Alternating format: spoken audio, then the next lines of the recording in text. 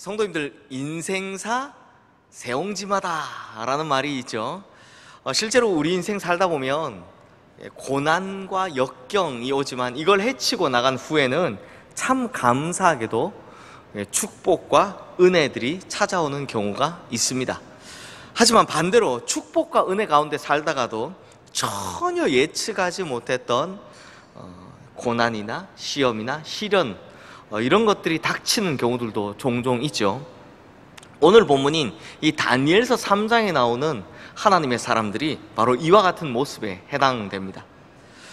성도님들, 제가 지난주에 참 이상하게도 다니엘서 3장에서는 다니엘의 모습이 보이지 않는다라고 말씀을 드렸는데요, 실제로 다니엘서에서 이 3장만큼은 다니엘이 주인공이 아니라요, 다니엘의 세 친구인 하나냐와 미사엘과 아사랴, 바벨론식 이름으로는 사드락과 메삭과 아벳느고라는 이 세 친구가 바로 3장의 주인공입니다. 인생사 세옹지마처럼 이들의 이들의 시작은 참으로 처절했습니다. 만국의 자손이었고, 그리고 점령국의 포로로 끌려와서 노예로 시작을 하게 되죠. 하지만 이들은요, 느부갓네살 왕의 꿈을 해석한 다니엘, 이 다니엘 덕분에 단번에 출세길에 오르게 되는데요, 바로 전장인 2장의 맨 마지막 절을 보시면 참 친구 잘 도와야 된다고, 다니엘의 부탁으로 이 세 친구들이 단번에 바벨론 지방의 일을 다스리게 되었다. 즉 바벨론 지방을 다스리는 고위관직에 올랐다라는 것을 볼 수 있습니다. 지금으로 치면 노예로 있다가요, 갑자기 시장, 도지사 이 자리에 한 번에 오르게 되었다라는 겁니다. 그러니 이 시작할 때 비하면 지금은 그야말로 출세한 거 아닙니까? 그래서 이제는 이 정도 되면 이제는 고생 끝, 행복 시작이겠구나 했을 겁니다. 그런데 딱 15년이 지난 뒤 전혀 예측하지 못했던 새로운 위기가 시작됩니다. 그게 뭐냐? 우리가 지난주에 본 것처럼 두라 평지에 어마어마한 금신상이 세워졌고, 왕은 누구든지 엎드려 절하지 아니하는 자는 즉시 맹렬히 타는 풀무불에 던져 넣겠다라는 엄명을 내렸기 때문입니다. 지금 왕이요, 자신의 치세를 자랑하기 위해서 완전히 눈이 돌아가 있는데, 이 무시무시한 공포 분위기 속에서 왕의 명령을 거절할 수 있는 사람, 거부할 수 있는 사람 과연 누가 있겠습니까? 그러니 모두가 다 시키는 대로 음악소리 짜잔하고 울리자 다 넙죽 엎드려 다 절을 했습니다. 사실 이 사람들한테는요, 그냥 절하는 거 이거 별 문제도 아니었습니다. 왜냐하면 바벨론 출신들은 이미 많은 신들을 섬기고 있었기 때문이니까요. 그러니 또 하나의 우상 숭배한다는 거, 자기가 믿는 신에 또 하나 추가하는 거, 이거 별로 큰 문제도 아니었죠. 왜냐하면 이들은 어차피 하나님을 믿는 사람들도 아니었고, 어차피 하나님이 아닌 사람 눈치 보며 살아가는 인생이었기 때문에 무엇이 옳고 그르다 이런 건 상관없는 겁니다. 무엇이 진리다, 무엇이 참이다 이런 건 필요 없고요, 오로지 자기 목숨만 부지할 수 있다면, 혹은 오로지 자기에게 이득만 된다면 그냥 뭐든지 할 수 있는 사람들이었다라는 겁니다. 반면 하나님을 믿는 이 다니엘의 세 친구들에겐 이게 큰 문제가 아닐 수 없죠. 더군다나 이걸 좀 모른 채 하고 넘어갔으면 좋겠는데, 어떤 갈대아 사람들이 왕에게 쪼르륵 찾아와가지고는 사드락과 메삭과 아벳느고가 왕이 세우신 신상에 절하지 않았습니다 라고, 왕의 명령에 거부했습니다 라고 고자질을 하고 있더라라는 겁니다. 이게 아마도 만국 출신의 포로로 끌려왔던 이 노예 주제에 왕의 총애를 받아서 단번에 높은 관직에 앉았으니 얼마나 셈이 났겠습니까? 그러니 이때가 기회다 싶었던 거죠. 그래서 왕은 찾아가 고자질한 것 같습니다. 근데 성도님들, 제가 지난주에 다니엘 3장에서 이 다니엘의 모습이 보이지 않는 것이 참 이상합니다 라고 말씀을 드리면서 그 이유에 대해서 두 가지 추측을 말씀드렸는데, 그 중에 두 번째가 이거였죠. 왕이 아끼는 다니엘이 절대로 신상에 절하지 않을 걸 이 왕이 미리 알고선 좀 이렇게 빼돌렸다, 빼내었다 라고 말씀드렸잖아요. 그러면서 제가 이렇게 말씀드렸습니다. 이게 완전히 제 생각만은 아니고 약간의 성경적인 근거가 있다라고 말씀드렸는데요. 바로 이 부분입니다. 지금 고발당해서 온 다니엘의 세 친구에게 느부갓네살 왕이 하는 말을 보면 이걸 좀 알 수 있습니다. 사실 왕의 추상 같은 명령을 어겼잖아요.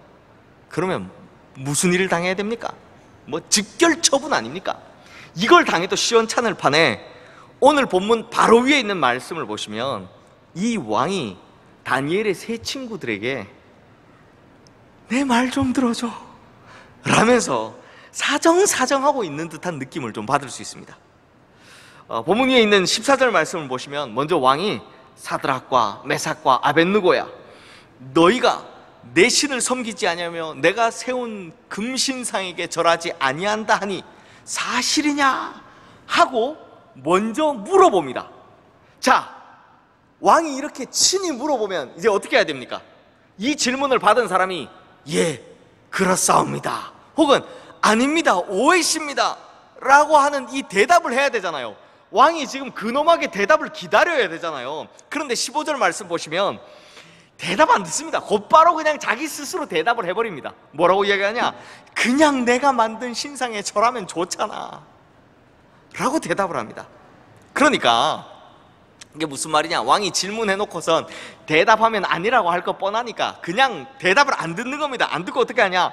야, 그냥 절하면 서로 좋잖아 라면서 왕이 직접 이들에게 다시 한번 기회를 주는 겁니다. 야, 이거 정말 상식 밖의 일이죠. 왕이 이렇게 하다니. 특히 이 느부갓네살 왕의 평소 성품으로 봐선 이 앞장에 보면 어떻게 합니까? 꿈 해석 못하는 사람 다 죽이겠다 했던 이 느부갓네살 왕 아닙니까? 그러니 이게 진짜 희한한 일이 벌어진 겁니다. 그러니까 무슨 말이냐? 느부갓네살 왕이 이 세 친구를 마음속 깊이 아끼고 있더라라는 겁니다. 그래서 이 느부갓네살 왕의 말을 풀이하면 이런 말이 되죠. 얘들아, 내가 너희들 얼마나 아끼는지 너희들 잘 알잖아. 야, 너희가 저 신상에다 절하지 않는다고 사람들이 이렇게 찾아와선 저렇게 읍소를 해대는데, 야, 그러니까 내 얼굴을 봐서라도 이번만 좀 너희 고집 꺾고 내 말대로 신상에다 절 한 번만 해주면 안 되겠니? 내가 제발 부탁한다. 이렇게 빌고 있는 것처럼 보이더라라는 겁니다. 하지만 이게 끝이 아니죠. 여전히 세상의 권력자는 왕입니다. 그래서 왕은요, 확실하게 한 번 더 주의를 줍니다. 이 말은 좀 겁박을 하는 겁니다. 뭐라고 하냐?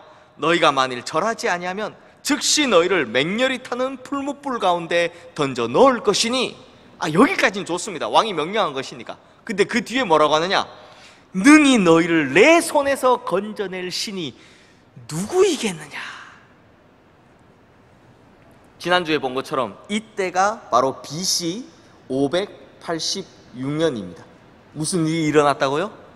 바벨론이 유다를 완전히 멸망시킨 해였다라는 겁니다.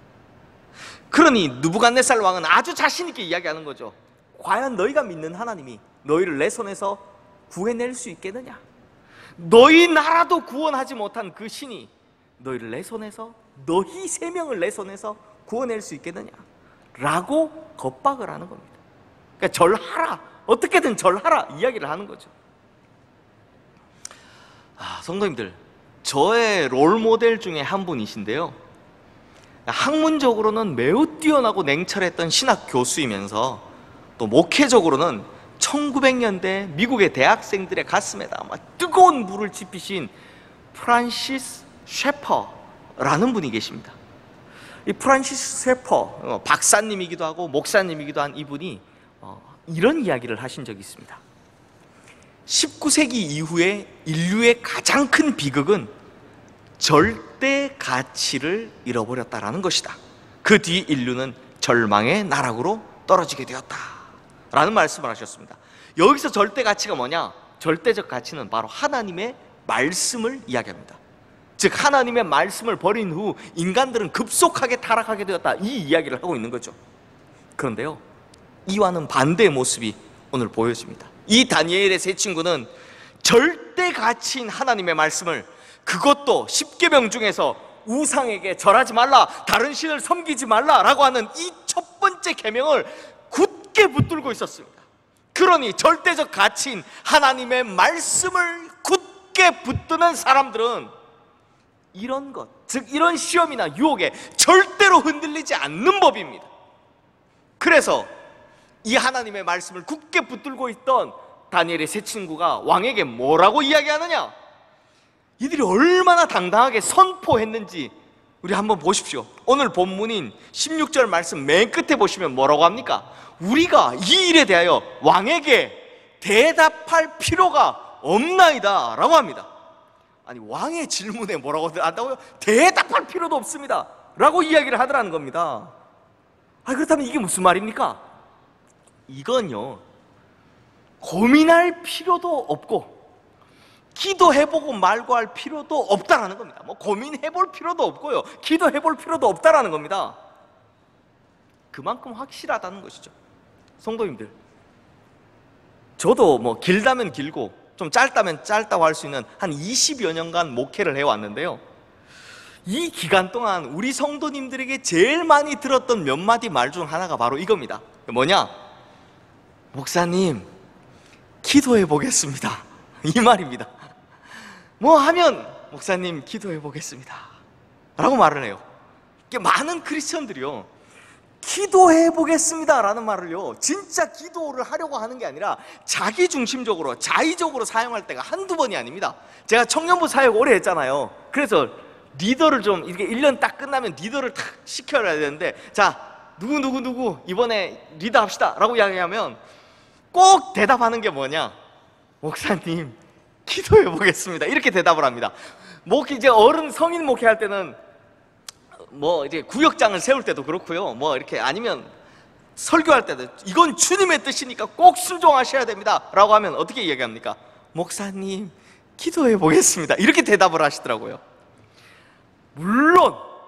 물론 이렇게 말씀하시고 난 후에 진짜로 깊이 기도하시고 받은 응답에 따라 철저히 순종하시는 분이 계셨습니다.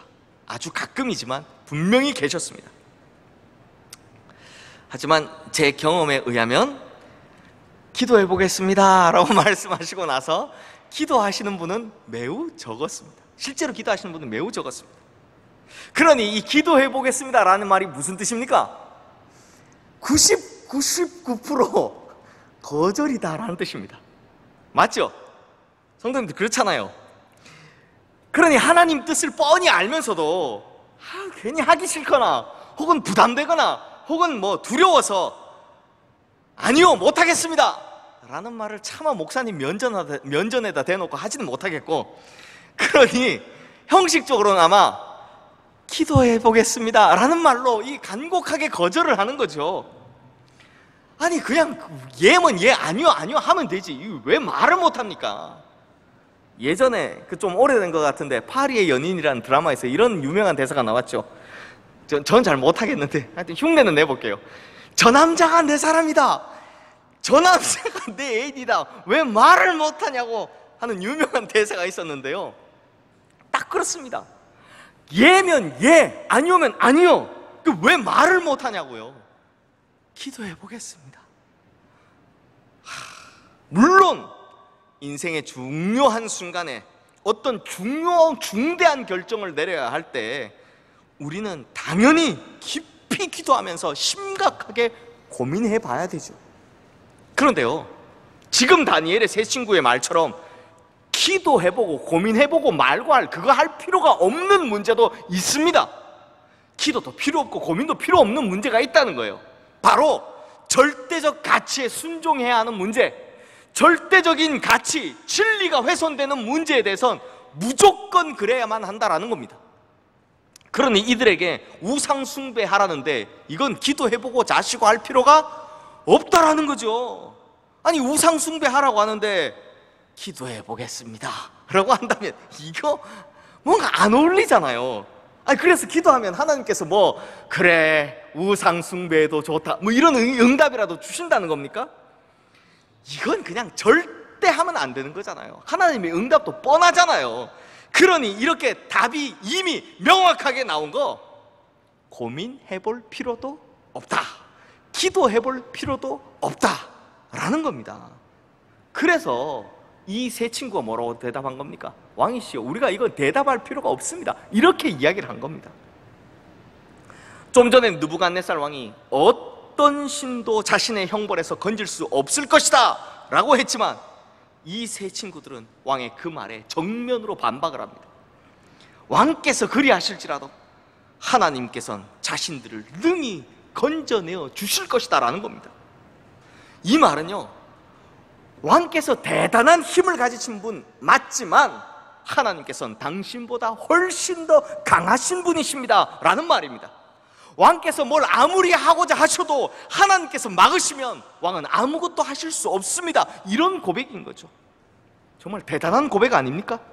왕이 그렇게 할지라도 하나님이 허락하지 않으시면 하나님 없이는 아무것도 할 수 없습니다 라는 고백을 하는 겁니다.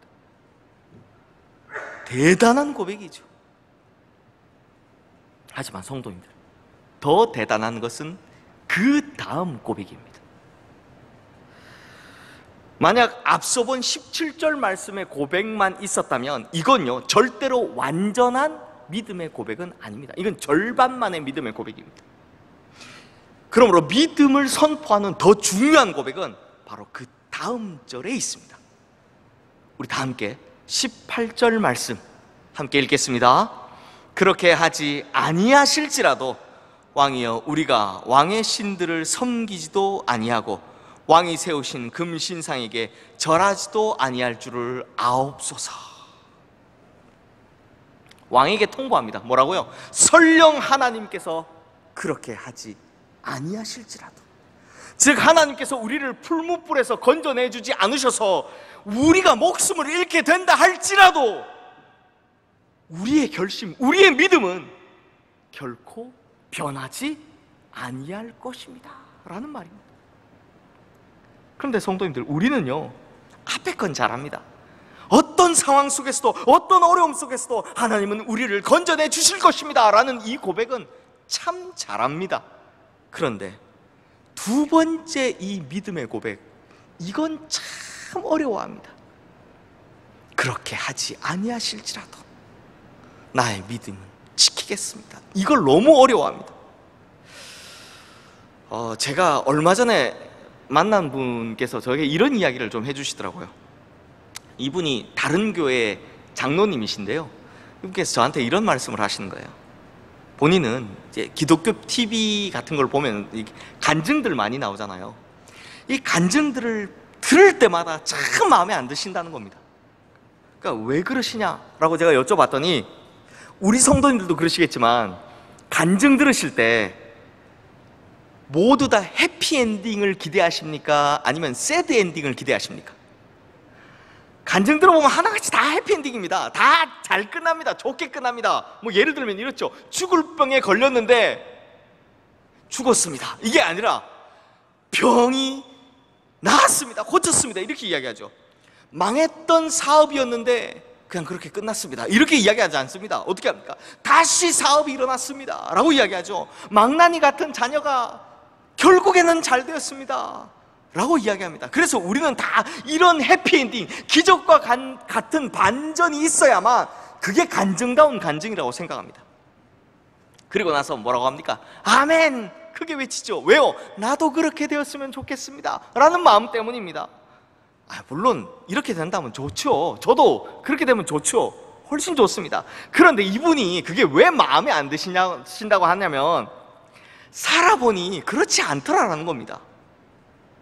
그러니 큰 어려움 속에서도 그럼에도 불구하고 신앙을 저버리지 않는 것, 이게 진짜 믿음 아니냐라는 겁니다. 이게 진짜 간증거리 아니냐라는 겁니다. 이번 말씀은요, 본인이 경험해본 진짜 믿음은 막 하다가 잘 됐는데 이때보다 더 믿음 지키기가 어려울 때가 언제더라고요?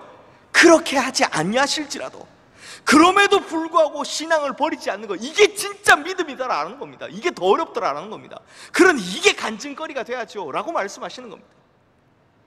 우리 성도님들 인정하십니까? 이 말이 맞죠? 훨씬 더 현실적이니까요. 우리가 훨씬 더 체감하는 게 이 부분 아닙니까? 자, 그렇다면 우리 성도님들은 어떻게 하실 겁니까? 당장 눈앞에 이런 기적과 같은 결과가 없다면, 해피엔딩이 없다면 그때는 어떻게 하실 겁니까? 하나님을 버리시겠습니까? 목숨을 걸고 기도하고 최선을 다해 순종했음에도 너무나 힘든 결과를 받아들여야 한다면 그때는 어떻게 하시겠습니까? 그때 하나님을 버리시겠습니까? 그렇게 하지 않으신다면 하나님을 버리시겠습니까? 방금 읽으신 18절 말씀 보십시오.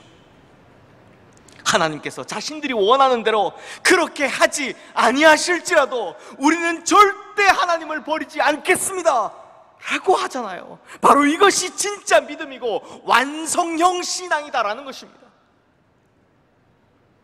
사랑하는 성도님들, 그렇게 하지 아니하실지라도 라는 이 믿음의 고백 속에는요, 내가 바라는 대로 되지 않을 수도 있습니다 라는 것을 인정하는 마음이 이미 들어있는 것입니다. 이걸 성경적으로 표현하면 이렇게 되죠.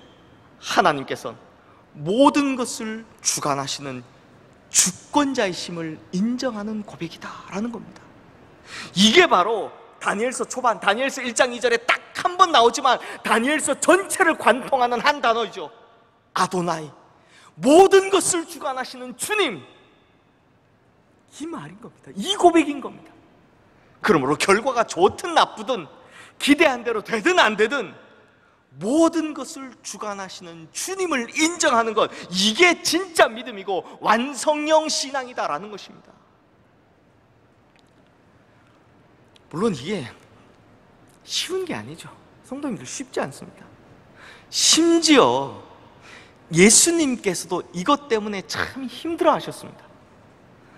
겟세마네 기도 보시면 잘 드러나잖아요. 하나님의 아들이신 예수님께서요, 자신이 십자가에서 죽는 것, 이게 하나님의 뜻인지 너무나 잘 알고 계셨습니다. 그런데요, 그것에 순종한다는 것이 너무나 두렵고 무섭고 힘들더라는 겁니다. 그래서 뭐라고 기도하시냐? 내 아버지여, 만일 할만하시거든 이 잔을 내게서 지나가게 하옵소서.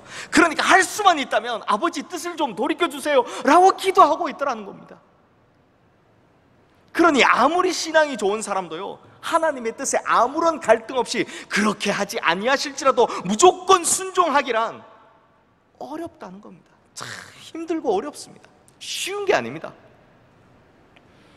하지만 다니엘의 세 친구가 우리가 이 일에 대해서는 대답할 필요가 없습니다 라고 한 것처럼 예수님께서도 마찬가지로 하나님께로부터 어떤 응답이 오기 전에 이미 스스로 먼저 결론을 내리십니다. 그러나 나의 원대로 마시옵고, 자막 띄워주세요. 아버지의 원대로 하옵소서.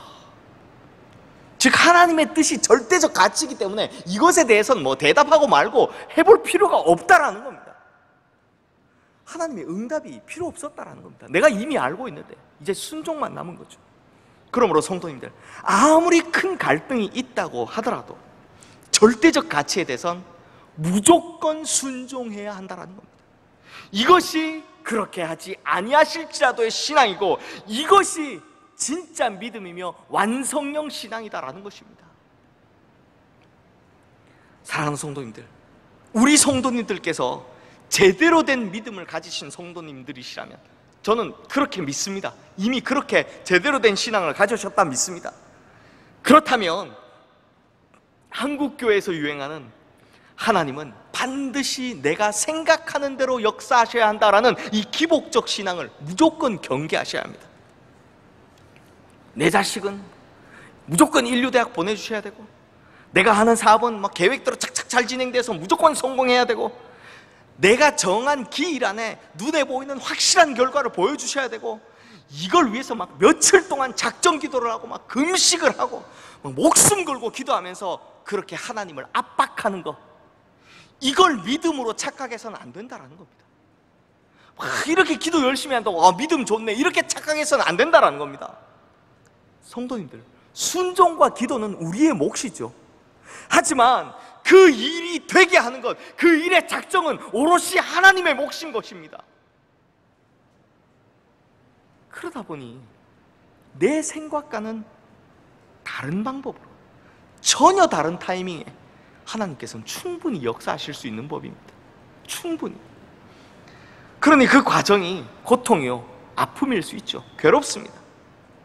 하지만 그것마저도 받아들이는 것, 그렇게 하실지라도 플러스 그렇게 하지 아니하실지라도 이것마저도 받아들이는 것, 그것이 내가 믿는 하나님을 진짜 하나님답게 만드는 진짜 믿음이다라는 것입니다. 내가 믿는 하나님을 진짜 하나님으로 만드는 진짜 믿음이 바로 이것이다라는 겁니다. 말씀을 마무리하겠습니다. 제가 이번 설교 준비하면서 어느 유명한 목사님 책을 봤더니요, 윌리엄 필립이라는 분이 쓴 왜 기도하는가라는 책에 관한 내용을 좀 인용을 해놓으셨더라고요. 이 윌리엄 필립의 왜 기도하는가라는 책에 보면 그리스도인들의 잘못된 기도관을 이 한마디로 표현해 두었다고 합니다. 성도님들, 잘못된 기도관입니다. 그걸 이 한마디로 표현했다고 합니다. 무슨 말이냐? 기도하면 바뀐다 라는 말입니다. 기도하면 바뀐다. 사실 이 말은 완전히 틀렸다고는 할 수 없지만 꽤나 위험할 수 있습니다. 아니, 기도하면 바뀐다, 이거 맞는 말 같은데 목사님 대체 왜 이 말이 위험하다고 하십니까? 라는 의문을 가지게 되시겠죠. 충분히 그럴 수 있습니다. 그게 왜냐하면 이 말은 하나님의 선택권, 즉 하나님의 주권을 배제한 말이기 때문입니다. 그렇기 때문에 기도에 대한 인식이요, 기도하면 바뀐다 해서 기도는 하나님의 생각을 따라 하는 것이다 라고 바뀔 때, 이렇게 바뀔 때 온전한 기도가 된다라고 이 책에서는 이야기하고 있다라고 합니다. 성도님들, 물론 기도하면 바뀐다, 이건 맞는 말이고요, 우리 신앙에서 꼭 필요한 말이기도 합니다. 마치 다니엘의 세 친구가 먼저 했던 말, 우리가 섬기는 하나님이 살아계시다면 우리를 저 뜨거운 풀무불에서도 저 강력한 왕의 손에서도 능히 건져내실 것입니다 라고 고백했던 것처럼 말이죠. 기도하면 바뀐다 할 수 있습니다. 하지만 여기에서 그치면 안 된다는 거죠. 여기에서 그치지 말고 기도에 대한 우리의 인식이 한 단계 더 올라서야 한다는 겁니다. 처음에는 이렇죠. 기도해도 소용없다, 아유 기도해도 안 바뀐다, 기도해봐야 뭐하냐 라는 불신의 단계입니다. 그런데 여기서 기도하면 바뀐다 라는 성장의 단계로 넘어와야 하죠. 여기서는. 그러니 당연히 이 말은 맞는 말입니다. 그러나 여기에 머물면 안 된다는 거죠. 그래서 더 나아가서 어떻게 한다고요? 기도는 하나님의 생각을 따라 하는 것, 이 단계로 올라서야 한다는 것입니다. 그래서 다니엘의 세 친구도 두 번째 뭐라고 고백합니까? 하나님께서 그렇게 하지 아니하실지라도 자신들의 믿음은 결코 변하지 않을 것입니다 라고 고백하는 거잖아요. 그러므로 제가 예전에 이미 말씀드린 적이 있듯이 진짜로 하나님께서 우리에게 원하시는 기도는 어떤 기도다? 내가 응답받는 기도가 아니라 하나님께서 우리에게 원하시는 가장 좋은 기도는 내가 하나님의 뜻에 응답하는 기도다라는 겁니다. 응답받는 기도가 좋은 기도가 아니라 어떤 기도가 좋은 기도다? 응답하는 기도가 좋은 기도다라는 겁니다. 사랑하는 성도님들, 진짜 믿음은요, 완벽한 신앙은요, 우리의 계획을 관철시키고 우리의 요구를 성사시키는 것, 그게 아닙니다. 진짜 믿음은 오히려 하나님의 뜻에, 하나님의 계획 앞에 우리가 설득당하는 것입니다. 우리가 하나님의 계획을 인정하는 것입니다. 이게 진짜 믿음이다라는 거죠. 이것이 바로 그렇게 하실지라도 플러스 그렇게 하지 아니하실지라도의 믿음인 것입니다. 그러므로 우리 성도님들, 오늘 다니엘의 세 친구가 우리에게 보여준 세 가지가 있죠. 첫 번째, 나는 절대적 가치인 하나님의 말씀에 대해서는 전혀 타협할 의사가 없다. 두 번째, 나는 어떤 상황 속에서도 나를 도우시는 우리 주님의 능력을 무조건 믿는다. 세 번째, 하지만 그렇게 하지 아니하실지라도 나의 믿음은 결코 변함이 없다 라는 이 세 가지, 우리 성도님들 이 세 가지 모두를 다 잘 갖추셔서 완전한 신앙, 진짜 믿음을 가지시는 우리 성도님들 모두 다 되시기를 주님의 이름으로 축원합니다. 기도하겠습니다. 하나님 아버지, 이제부터 우리는 다니엘의 세 친구가 보여준 것과 같은 진짜 믿음을 본받고 소유하는 자들이 되게 하여 주시옵소서. 먼저는 절대적 가치인 하나님에 대해서는 이 세상 어떤 것과도 절대 타협하지 않게 하시고, 또 어떤 상황 속에서도 도우시는 우리 주님의 능력을 믿으며 설령 그렇게 하지 아니하실지라도 결코 흔들림 없는 진짜 믿음 가지는 우리 성도님들 다 되게 하여 주시옵소서. 그리하여 상황은 새옹지마같이 가변적일지라도 나의 신앙은 절대로 변하지 않는 불변의 참된 신앙이 되게 하여 주시옵소서. 우리 구주 예수 그리스도의 이름으로 기도드리옵나이다. 아멘.